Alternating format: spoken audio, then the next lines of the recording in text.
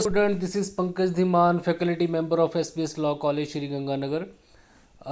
Today we are going to start a very important subject, a very important topic, culpable homicide and murder.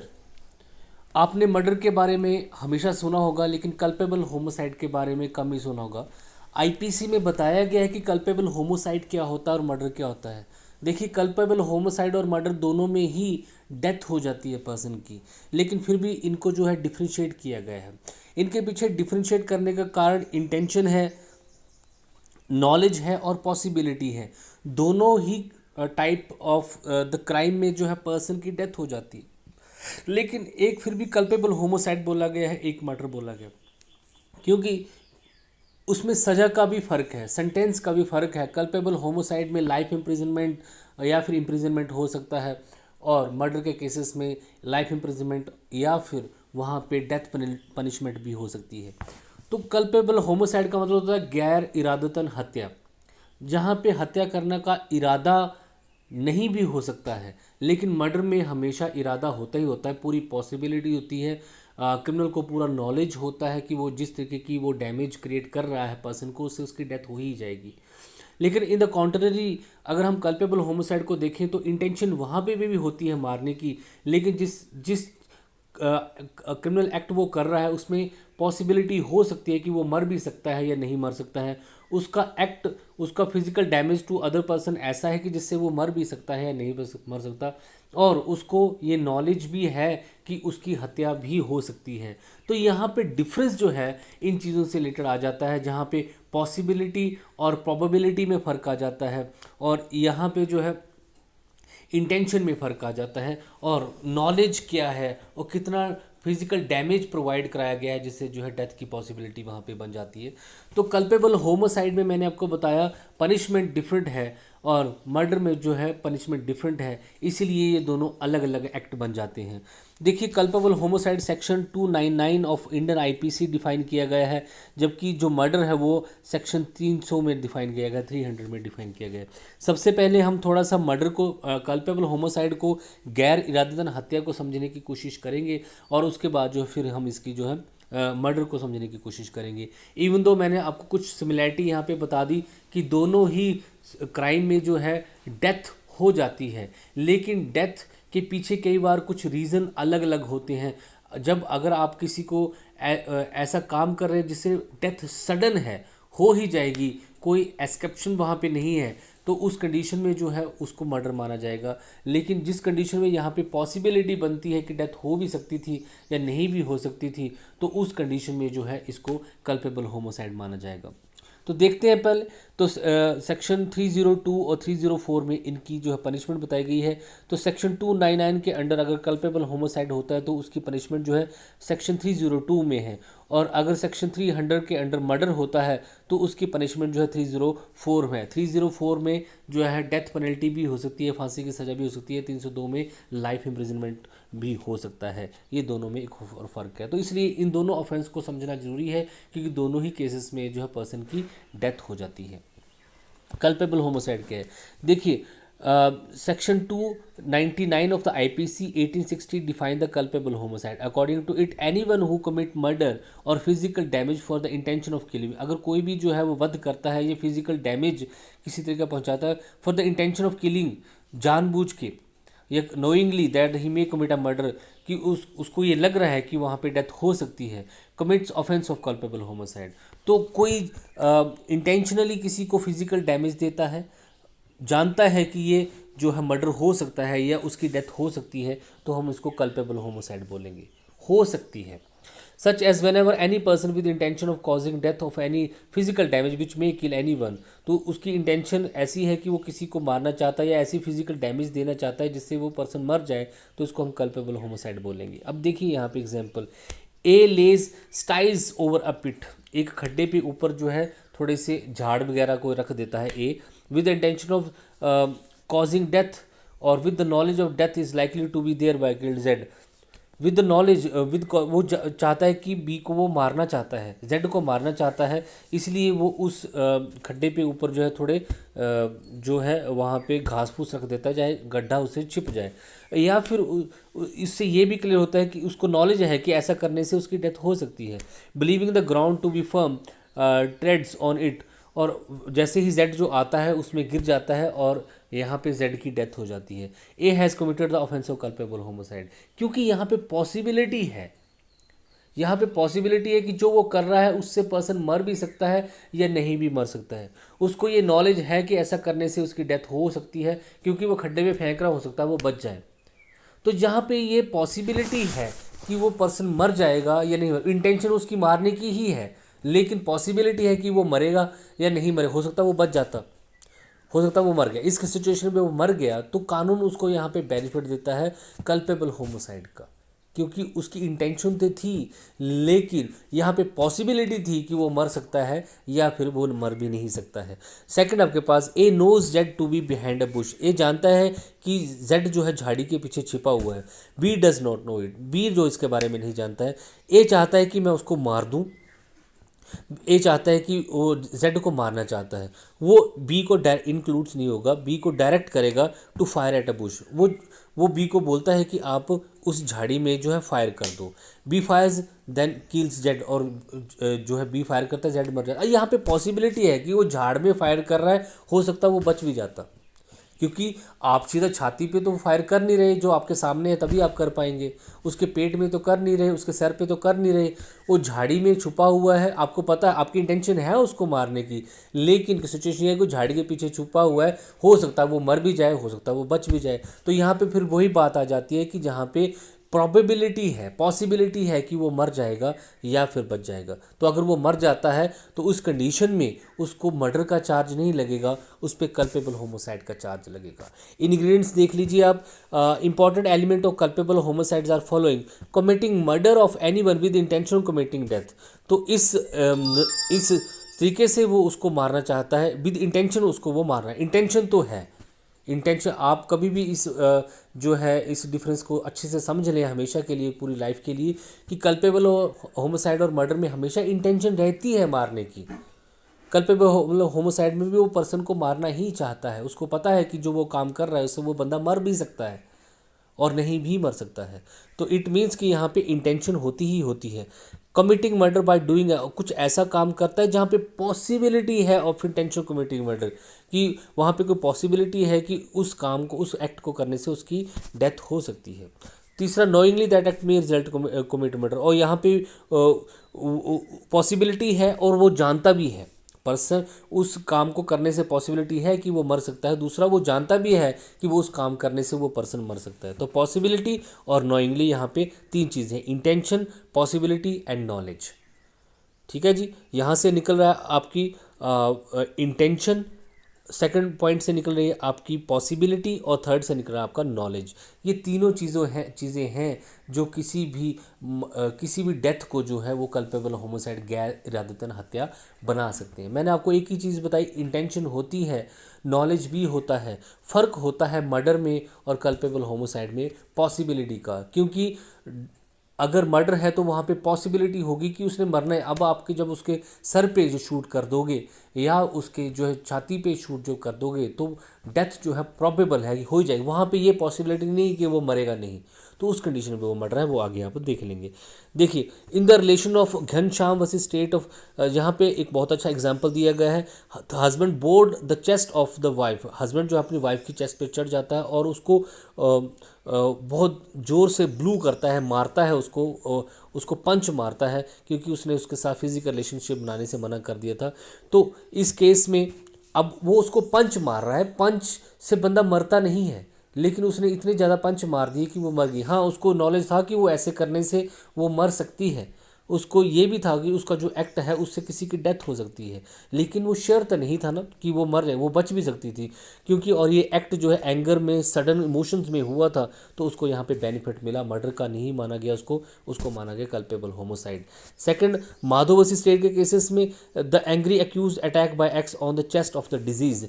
अब जहाँ पे जो accused है उसने जो है जो मर गया है उसको जो है छाती पे जो है चेस्ट से हमला कर दिया। इसको भी कल्पेबल होमोसाइड माना गया क्योंकि डेथ प्रोबेबल है। अब उसकी छाती पे मारा गया, अब वो कितना ब्लंट था, जो एक्स थी वो जिसको हम अपनी भाषा में खूनी बोलते हैं या फिर उसको ब्लंट बोल सकते हैं, तो उस कंडीशन में वो मर जाएगा नहीं मर जाएगा, यहाँ पे पॉसिबिलिटी है। इस केस में भी हर केस की सिचुएशन अलग हो सकती है।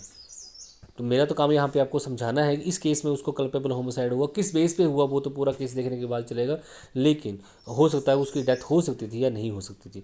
अब यहाँ पे मर्डर को देखें अब, तो कल्पेबल होमोसाइड में 3 चीज़ें आपने देखी, इंटेंशन होती है, पॉसिबिलिटी होती है, और वहाँ पे जो है आपके पास जो है उसका नॉलेज भी होता है। अब यहाँ पे देखिए section 300 of the code defines the murder culpable homicide is murder except some conditions. तो कोई भी कल्पेबल होमोसाइड होगा वो मर्डर माना जाएगा एक्सेप्ट 3 इस कंडीशंस में। कोई भी कल्पेबल होमोसाइड जो है मर्डर माना जाएगा इन 3 कंडीशंस में। इफ़ सबसे पहले if act by which death is committed is with intention, तो इंटेंशन यहाँ पे भी होती है, इंटेंशन होनी ही चाहिए। If it is done with the intention of causing such bodily injury as offender knows, अब यहाँ पे नॉलेज भी है कि वो ऐसी बॉडली इंजरी दे रहा है जिससे पर्सन की डेथ जो है हो सकती है। तीसरा, if it done with the intention of causing bodily injury of any person, bodily injury intended to inflicted sufficient in the ordinary course of nature of the, वो जो बॉडली इंजरी उसको दी गई है वो इतनी ज़्यादा है कि आम इंसान भी कोई समझ देख के समझ जाएगा कि ये बंदा मर ही जाएगा, in the ordinary course of nature of the cause death.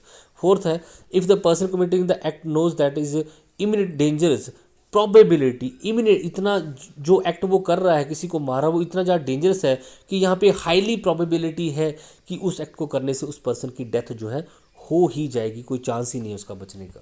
तो फ़र्क यहाँ पे कहाँ पे आया, वहाँ पे इंटेंशन भी है, जो है एक्ट भी है, और जो है यहाँ पे पॉसिबिलिटी भी है। यहाँ पे भी प्रोबेबिलिटी है लेकिन प्रोबेबिलिटी इतनी हाई है और नॉलेज इतना हाई है, नॉलेज तो उसमें भी है, नॉलेज और इंटेंशन उसमें भी है, लेकिन पॉसिबिलिटी में फ़र्क है कि प्रोबेबिलिटी इतनी हाई है कि इतना ज़्यादा फिजिकल डैमेज दूसरे पर्सन को दिया गया कि वहाँ पे डेथ जो है सडन है। जैसे मेरे सामने आप सामने कोई खड़ा हुआ है, मैं गन लाता हूँ उसके सर पे शूट कर देता हूँ या उसकी बॉडी पे उसकी चेस्ट पे शूट कर देता हूँ, तो ये हाईली प्रोबेबल है कि उसकी डेथ हो ही जाएगी। तो ये जो है सबसे बड़ा डिफरेंस जो है क्रिएट हो जाता है और ये जो है इसी से जो है मर्डर बन जाता है। तो जहाँ पे आप ऐसा कोई क्रिमिनल एक्ट कर रहे हैं, ऐसा फिजिकल डैमेज जो है सेकंड पर्सन को दे रहे हैं कि ऑर्डिनरी कोर्स ऑफ यहाँ पे ऑर्डिनरी कोर्स ऑफ नेचर में ये पता लग रहा है कि इससे डेथ हो जाएगी या यहाँ पे डेथ हाईली प्रोबेबल है, तो वो क्या बन जाएगा, मर्डर बन जाएगा। एग्जाम्पल भी देख सकते हैं आप, A shoots on B for the intention of committing murder. A जो है बी को शूट कर देता है और उसकी इंटेंशन उसको मारने की है, तो बी यहाँ पे कल्पेबल होमोसाइड का दोषी नहीं होगा, मर्डर का दोषी होगा। A intention gives Z a sword, A जो है जेड को जो है तलवार से उसको काट देता है, इतनी बुरी तरह काटता है कि ऑर्डिनरी कोर्स ऑफ नेचर में ये लग रहा है कि उसकी डेथ हो जाएगी, उसको भी पता है कि उसकी डेथ हो जाएगी। तो यहाँ पे अब फ़र्क आप देखें तो ये है, कल्पेबल होमोसाइड में इंटेंशंस होती है, वहाँ पे पॉसिबिलिटी होती है और नॉलेज भी होता है। मर्डर में भी इंटेंशन होती है लेकिन वहाँ पे पॉसिबिलिटी नहीं होती, हाईली प्रोबेबिलिटी होती है कि बंदा मर जाएगा। और तीसरा, नॉलेज यहाँ पे भी होता है और वहाँ पे भी होता है। नॉलेज में इतना फिजिकल तगड़ा फिजिकल डैमेज वहाँ पे दिया गया है कि डेथ जो है पॉसिबल है। तो ये है आपके पास, इसको आप और अच्छे से समझ लेंगे, आगे मैं आपको इसको बताऊंगा। डिफरेंस थोड़ा सा टेक्निकल है तो आपको थोड़ा सा ध्यान लगाना पड़ेगा। अब देख लेते हैं पहले मर्डर के जो हैं वो इंग्रेडिएंट्स क्या हैं। तो सबसे पहले इंटेंशन होनी चाहिए, मर्डर की इंटेंशन वहाँ पे होनी चाहिए कि मैंने इसको मार ही देना है। Second, committing a physical damage which creates possibility of death, और इतना तगड़ा फिजिकल डैमेज वहाँ पे दिया जाए कि ये पॉसिबिलिटी है कि बंदे की डेथ हो ही जाएगी। तो ये बहुत इंपॉर्टेंट है कि पॉसिबिलिटी ये है कि उस पर्सन की डेथ होगी, ये हो ही नहीं सकता कि वो मरे ना। ऐसा लगना चाहिए कि ऐसा हो ही नहीं सकता कि ये बच जाए। जब सर पे शूट किया जाएगा तो कहाँ पे पॉसिबिलिटी कि वो बच जाएगा। तो पॉसिबिलिटी इतनी खतरनाक होनी चाहिए कि उस बंदे की डेथ जो है पॉसिबल है। कल्पेबल होमोसाइड में देखा कि वहाँ पे हो भी सकता है कि वो बच जाए, जैसे वो उसके मुंह में पंच कर रहा है, जैसे उसने उसको गड्ढे में फेंक दिया, तो पॉसिबिलिटी है कि वो बच भी सकता है। आगे आपके पास कमिटिंग ऑफ फिजिकल डैमेज, इतना फिजिकल डैमेज दिया जाए कि उसकी डेथ जो है वो हो ही जाए, कोई चांस ही नहीं है। जैसे देखिए, A affixes a plaster on the mouth of B and ties the plaster, A जो है बी के मुंह में प्लास्टर बांध देता है, उसको जो उसके हाथ पैर भी बांध देता है और उसको क्या करता है, ब्रूक में नदी नाले में फेंक देता है। तो अब कहाँ बचेगा वो, उसके साथ पत्थर भी बांध देता है, क्लोरोफॉर्म लगाता है, उसको बेहोश वो हो जाता है और उसके बाद उसको डाल देता है। तो यहाँ पे हाईली पॉसिबिलिटी है कि वो मर जाएगा, नॉलेज भी है कि मर जाएगा, इंटेंशन तो उसको मारने की है ही है। ठीक है जी, तो ये है any act by which death is probable, कोई भी ऐसा एक्ट जिससे डेथ प्रोबेबल है, हाईली प्रोबेबल है। तो ये चीज़ें आप पहले भी मैंने आपको पढ़ाई। A is accused says that he can immune from the effect of snake bite. A जो है बोलता है कि वो अगर कोई सांप काट लेता है तो उसके पास ऐसी दवा है जिससे वो पर्सन जो है बच सकता है, इम्यून हो सकता है। और बी जो है वो दवा खा लेता है, वो मर जाता है, तो वहाँ पे मर्डर का दोषी हो गया वो। इस केस के अकॉर्डिंग हर केस की सिचुएशन अलग होती है। देखने तो से लग रहा है कि वो जो उसने दवा दी थी वो उसको इम्यून भी हो सकता था, मर भी सकता है या नहीं मर सकता। पूरा केस को पढ़ेंगे, एआईआर देखेंगे तो वहाँ पे पता चल जाएगा आपको कि एक्चुअल में इफेक्ट क्या थे। दस ए अटैक अपॉन बीज head for the intention of, अब ए जो है बी पे सर पे अटैक करता है, बड़ी बार कोई चीज़ उठाता है, पत्थर उठाता है या स्टिक उठाता है, उसके सर पे 20-30 बार मार देता है। तो अब इससे क्या होगा, वो बचने की तो पॉसिबिलिटी वहाँ पे कोई है नहीं। तो यहाँ पे प्रोबेबिलिटी क्या है, वो वेरी हाई है कि उस पर्सन की डेथ हो ही जाएगी, बचने का, एस्केप का कोई चांस नहीं है। लेकिन कल्पेबल होमिसाइड में आपने देखा कि वहाँ पे पॉसिबिलिटी होती है कि वो बच भी सकता है, मारने की इंटेंशन वहाँ पे भी होता है, नॉलेज भी हो सकता है कि उसके इस एक्ट से मर सकता है, यहाँ पे भी नॉलेज होता है, यहाँ पे इंटेंशन होती है, फ़र्क आता है सिर्फ पॉसिबिलिटी में। ये आपको ध्यान में रखना है। और क्योंकि हमेशा आपने देखा होगा कोर्ट में ऐसा होता है तो वो उस कोशिश करते हैं मर्डर ना बना के उसको गैर इरादतन हत्या बनाने में। क्यों? क्योंकि उसमें पनिशमेंट कम होती है। अब यहाँ पे एक बहुत इंपॉर्टेंट सेगमेंट जो आप यहाँ पे पढ़ेंगे जिससे आपके बड़े सारे डाउट क्लियर हो जाएंगे कि कब जो है मर्डर जो है culpable, every murder is culpable homicide but every culpable homicide is not murder, यहाँ पे लिखा होगा।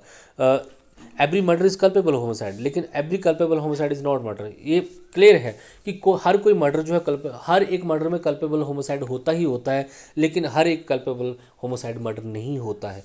देखिए, इससे आप ये भी समझ जाओगे कि कब कल्पेबल होमोसाइड मर्डर बन जाता है और कब मर्डर जो है कल्पेबल होमोसाइड बन जाता है। यहाँ पे कुछ एक्सेप्शंस बताए गए हैं मर्डर के, जिसको आपने समझना है, इससे आपकी बड़ी सारी चीज़ें क्लियर हो जाएंगी।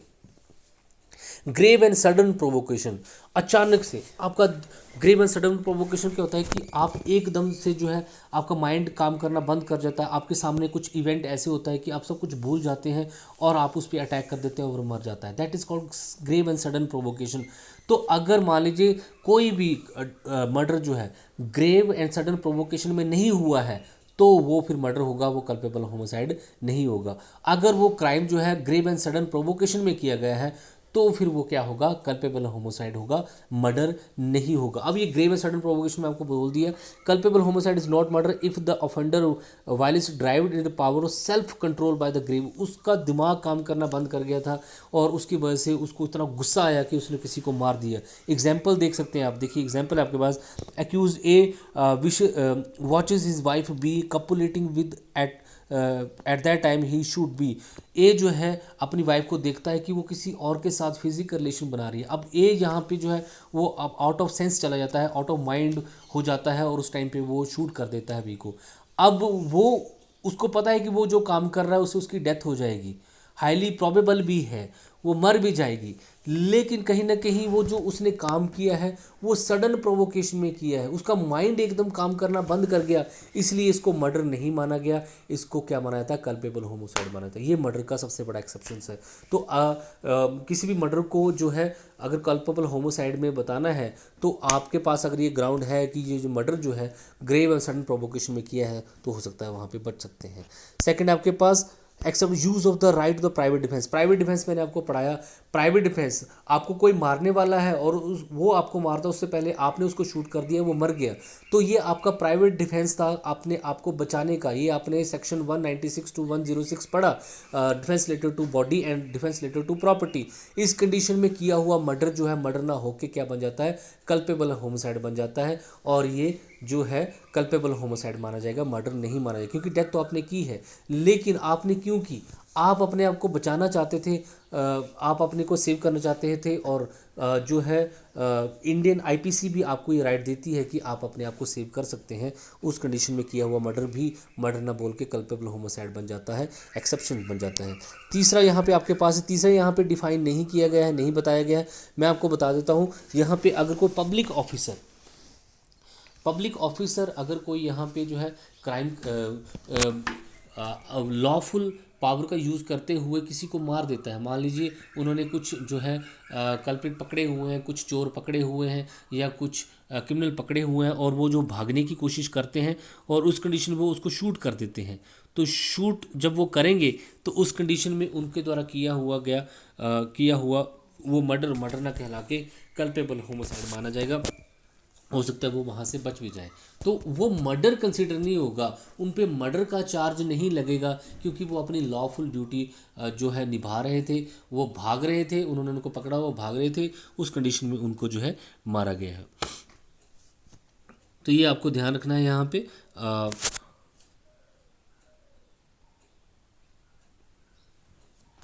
अब यहाँ पे आपके पास कुछ और भी हैं, तो मैंने आपको बता दिया। अगर पब्लिक ऑफिसर यहाँ पे एक्सेप्शन वो बताया नहीं गया है, मिस प्रिंट हो गया यहाँ पे। और उसके बाद आपके पास एक और है जिसको यहाँ पे बताया गया है, हाँ वो है death by consent. Death by consent भी आपके पास है। जब कंसेंट से डेथ होती है तो उसको मर्डर नहीं माना जाता है, कल्पेबल होमोसाइड माना जाता है। एक एग्जांपल मैं आपको देता हूँ।